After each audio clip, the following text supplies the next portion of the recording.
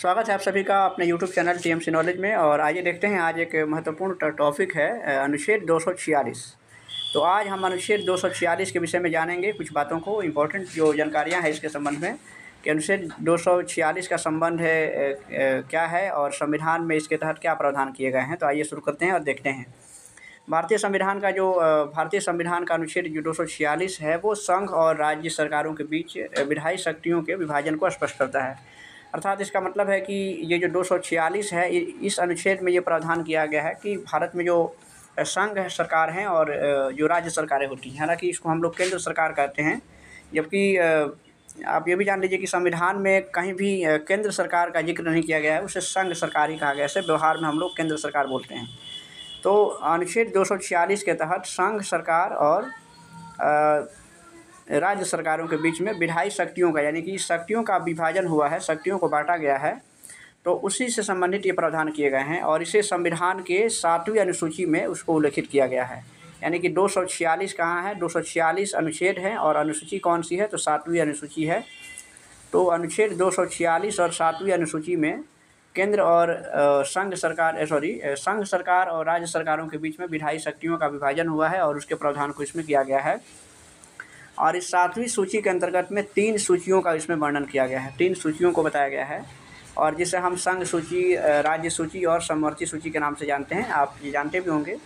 तो आज इससे और भी कुछ चीज़ें क्लियर हो जाएंगी कि संघ सूची, इसमें 3 सूचियाँ हैं। इसमें आपको बता देते हैं कि इसमें पहली सूची है संघ सूची है, यहाँ राज्य सूची है और एक यहाँ पे समवर्ती सूची है। तो इन तीनों सूचियों के विषय में हम जानेंगे कि इसमें कैसे इस पर कानून बनाने का अधिकार किससे है और उसमें कौन कौन से विषय शामिल हैं। तो पहले है कि संघ सूची। तो आइए देखते हैं संघ सूची को। संघ सूची में सबसे पहले है कि संघ सूची में जो विषय, जितने भी विषयों को शामिल किया गया है, तो उस पर कानून बनाने का अधिकार संसद को होता है। यानी कि उसमें संघ सरकार को है। संसद में चूँकि जानते हैं कि कोई भी जो कानून बनता है तो वो संसद में ही बनता है। तो संघ सूची के जो भी विषय हैं उस पर कानून बनाने का अधिकार संसद को है। इसमें मूलतः, यानी कि मूल रूप से इसमें 97 विषय थे, लेकिन वर्तमान में 98 विषय हैं। और इसमें कौन कौन से विषय हैं, तो जैसे इसमें देख सकते हैं कि जिसमें राष्ट्रीय सुरक्षा है, रेलवे है, बैंकिंग, बीमा, जनगणना, और इसको लेकर के यानी कि राष्ट्रीय जो स्तर पे जो प्रमुख विषय हैं, ये सभी जो हैं संघ सूची के अंतर्गत आते हैं। इसमें दूसरा जो विषय है राज्य सूची का है। तो राज्य सूची के विषयों पर कानून बनाने का अधिकार जो है वो राज्य विधानमंडल को होता है, यानी कि प्रत्येक राज्य सरकारों को है, वहाँ की विधानसभाओं को है। इसमें कुल 66 विषय थे, यानी कि 66 इसमें विषय रखे गए थे, परंतु वर्तमान में इनकी संख्या 59 है।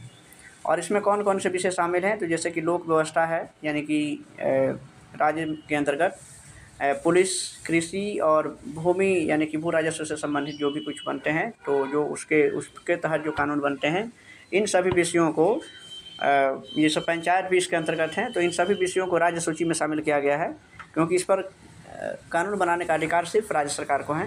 और अंतिम जो सूची है वो है समवर्ती सूची। समवर्ती सूची में जो विषय शामिल हैं उस पर कानून बनाने का अधिकार संसद और विधानमंडल, यानी कि दोनों को होता है।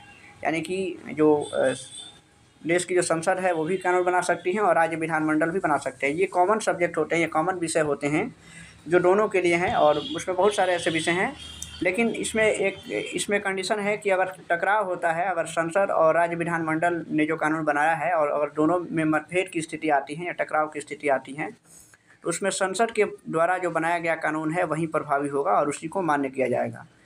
तो इसमें कौन कौन से विषय शामिल हैं, देखिए इसमें 47 विषय थे, लेकिन 42वां जो संविधान संशोधन हुआ था 1976 में, तो उसके तहत 5 और विषयों को इसमें जोड़ दिया गया। और ये कौन कौन से विषय हैं, तो जिसमें वन है, शिक्षा है, मापतौल, वन्य जीवों एवं पक्षियों का संरक्षण और न्यायालय प्रशासन, इन सभी को 42वें संविधान संशोधन के अंतर्गत समवर्ती सूची में शामिल कर दिया गया है। समवर्ती सूची में इसमें जो अन्य जो विषय हैं, जैसे कि शिक्षा है, क्योंकि शिक्षा पर जो कानून बनता है तो शिक्षा को लेकर के राज्य सरकारें भी कानून बनाती हैं और केंद्र सरकार भी बनाती हैं। समाचार पत्र, भ्रमण, यानी कि जो पर्यटन होते हैं, सुरक्षा, जनसंख्या नियंत्रण, कारखाना, मूल्य नियंत्रण हो गया, दंड विधि है और जो दंड की प्रक्रिया होती हैं या जो सिविल प्रक्रिया जो संहिता है, ये सभी इस प्रकार के जो भी विषय हैं तो वो सभी जो हैं कि समवर्ती सूची के अंतर्गत आते हैं। तो ये आज हमने जाना कि अनुच्छेद 246 के विषय में कि इसके अंतर्गत 3 सूचियाँ बनाई गई हैं और उसे 7वीं अनुसूची में रखा गया है, संघ सूची, राज्य सूची और समवर्ती सूची के विषय में। ऐसे ही अन्य जो है कि महत्वपूर्ण जानकारियों के लिए हमसे जुड़े रहें। वीडियो को लाइक करें, अपने दोस्तों के बीच में शेयर करें और चैनल पर नए हैं तो सब्सक्राइब जरूर करें।